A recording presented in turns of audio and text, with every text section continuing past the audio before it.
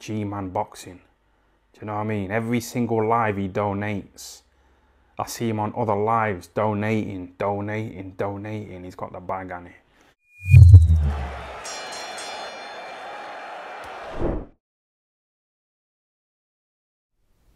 So it's been announced today that Tyson Fury has vacated the Ring heavyweight title, the Ring Magazine heavyweight title. That's vacated now by Tyson Fury. Now this comes in the wake, I think it was yesterday, where it was his birthday, he announced that he is now retired. Okay, now he's been doing that all week, where he's been saying he's going to fight Chisora and that Isaac Lowe's going to be his trainer, and then he announces he's retired. But that Ring title is vacant now. So, theoretically speaking, if that's vacant, and he is saying he's retired, we'll wait and see, wouldn't that mean that AJ Usyk should fight for the vacant title? Are they not 1 and 2? Isn't Usyk number 1 and AJ number 2? Because obviously Fury was the champion. So he was the Ring Magazine champion, so he would be above them two. In a sense, if he wouldn't be 1 or 2, he'd be just the champion, and you'd have 1 or 2 AJ Usyk, obviously, because I can't picture it be anyone else. I mean, Wilder hasn't won a fight in 3 years.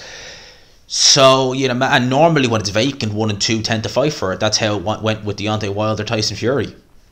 They brought 1 and 2 going into the rematch, and that's why Fury was able to get the Ring Magazine title. So that's interesting that he's vacated that one. The WBC one, I mean, I don't know. I mean, with the way the WBC are, they will give Tyson Fury more time than he should have to make up his mind. And do you know why? Because the WBC have a history of doing this. Jose Sullivan, Mauricio Sullivan, they've both done it, right? Vitaly Klitschko, I think it was in 2004 he went on that inactive phase where he had, I think it was a knee injury. In 2008 he came back against Sam Peters, first fight, heavyweight title shot. He was their champion emeritus for 4 years, right? When he beat Manuel Charr in 2012, it was 2014 before that title, the vacant title, was finally fought for. They give these guys so much time with that title. It holds up the division, for one, because let's just say AJ Usyk, right, let's just say, right, AJ Usyk happens, right, or it is happening, but let's just say Usyk wins, right, so Usyk goes in there, beats AJ, stops him in whatever ounce, right. If Fury is kind of waiting, huffing and puffing, will I, won't I, will I, that WBC title will stay with Tyson Fury. The WBC won't do anything. Mark my words, they won't do anything. And you could be looking at next year before they maybe say, well, are you coming back? I don't know. And by then, like, Usyk's just been stagnating because maybe he's wanted to fight for undisputed, or maybe he's wanted to, fight for undisputed, wanted to have a title defense, and God knows. So I don't like the way they do it. At the end of the day, if Tyson Fury is retired, and they have done this with fighters moving up in weight divisions. Like Tony Bellew is a good example. When he moved up to fight David Haye, to heavyweight, he had a mandatory against Myris Breedis. What the WBC did instead of stripping Tony Bellew or making him go through with the mandatory, they mandated Breedis to fight Marco Huck for the vacant title, and they made Tony Bellew champion in recess. Right? So when did he fight Haye? He fought Haye in 2017. So when he came back down to heavyweight, or came back down to cruiserweight, pretty much 2 years later, because I think that fight was announced in late 2016 or early 2017, it was one or the other. But he was able to just come down and have a straight crack at the title. Right? So why don't they do that to Tyson Fury? If he's retired and he's still considering it, why don't they just make him champion in recess and let that title be vacate, and we could try and get undisputed that way. But it's the WBC, they won't do it. I mean, that makes sense. They won't do it. Of course not.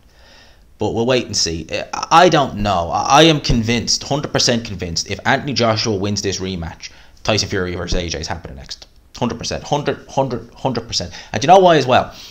And this could be a part of it as well. Tyson Fury might look at that Ring Magazine and say, I never lost it. Like I never lost all them other titles. So I'm just coming back to take what's mine. He may very well do that. That may be how they sell it. I don't know. But I just found this interesting. Vacating the Ring Magazine title. Is he serious? Is he seriously retired? I mean, I've said it once, I'll say it again. I doubt it. I think that a lot of this is based on who will win the fight in terms of what Fury does long term. As I've said several times, if AJ wins, I am convinced they'll do AJ Fury next. Probably next year at some stage. Convinced, 100% convinced that they'll do AJ Fury next if AJ wins. If Usyk wins, jury's out. I don't know. I really don't know. But that's my thoughts on this. Let me know your thoughts in the comment section below. It's an interesting one. You think Fury's retired? You think he's just decided the Ring magazine means nothing to me, it can be vacating, I'll keep the WBC title? Let me know in the comment section below what your thoughts are. Subscribe, of course, if you haven't already. Bear in mind, right, the WBC title would probably, like, the Ring magazine has no mandatories. The WBC title does. Well, at least it should, but you know what they're like. So the Ring magazine title is a bit like that lineal title. It's really just kind of it's lovely, but it's just kind of there. It's a bit of an incentive, you know, that sort of way. It's not. It's just there. It's just there to elevate the champion, if you know what I mean. In terms of the actual WBC, that's the one that gives you the negotiating power. Let me know your thoughts in the comments. Hope you enjoyed it. Smash the like button if you could. I'll talk to you people. Peace.